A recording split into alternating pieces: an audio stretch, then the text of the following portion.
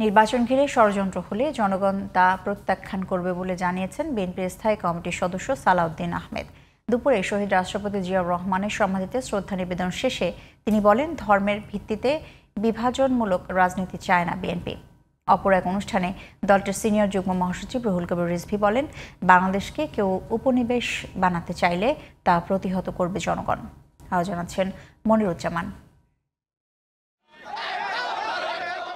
মঙ্গলবার সকালে ৪৬তম প্রতিষ্ঠা বার্ষিকী উপলক্ষে রাজধানীর শেরেবাংলা নগরে বিএনপির প্রতিষ্ঠাতা শহীদ রাষ্ট্রপতি জিয়াউর রহমানের সমাধিতে শ্রদ্ধা জানান জাতীয়তাবাদী ওলামা দলের নেতাকর্মীরা। এ সময় উপস্থিত ছিলেন বিএনপির স্থায়ী কমিটির সদস্য সালাউদ্দিন আহমেদ। শ্রদ্ধা নিবেদন শেষে সালাউদ্দিন আহমেদ বলেন, দেশের জনগণ যখন নির্বাচনমুখী তখন নির্বাচন বাধাগ্রস্ত করতে তৎপর দেশি বিদেশি মহল।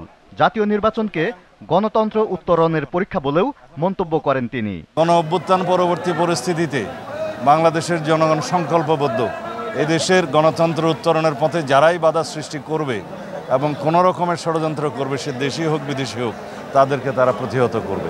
সব ধর্ম বর্ণের মানুষের সমন্বয়ে গণতান্ত্রিক রাজনীতি প্রতিষ্ঠাই বিএনপির লক্ষ্য বলে জানান দলটির স্থায়ী কমিটির এই সদস্য।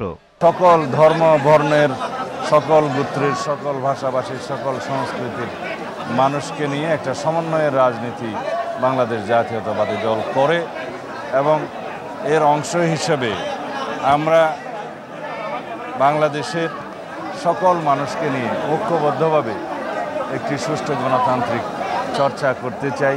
এদিকে ঢাকা বিশ্ববিদ্যালয়ের জগন্নাথ হলে শারদীয় দুর্গোৎসবের শুভেচ্ছা বিনিময় অনুষ্ঠানে বিএনপির সিনিয়র যুগ্ম মহাসচিব রুহুল কবির রিজভী বলেন, এবছর সাম্প্রদায়িক সম্প্রীতি নষ্টের ষড়যন্ত্র সফল হয়নি।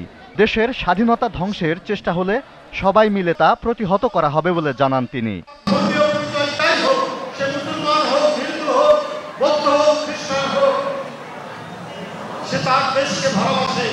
দেশের মানুষকে ভালোবাসে, দেশের প্রতিটি জনগোষ্ঠীকে ভালোবাসে।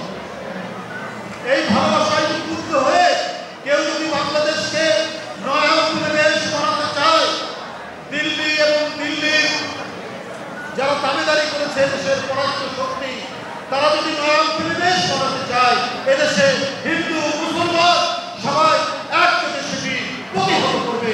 এটাকে কোনো উপনিবেশ বানাতে দেবে না। পরাজিত শক্তি তাদের অর্থবিত্ত দেশকে অস্থিতিশীল করার জন্য ব্যয় করছে বলে অভিযোগ করেন রিজভী।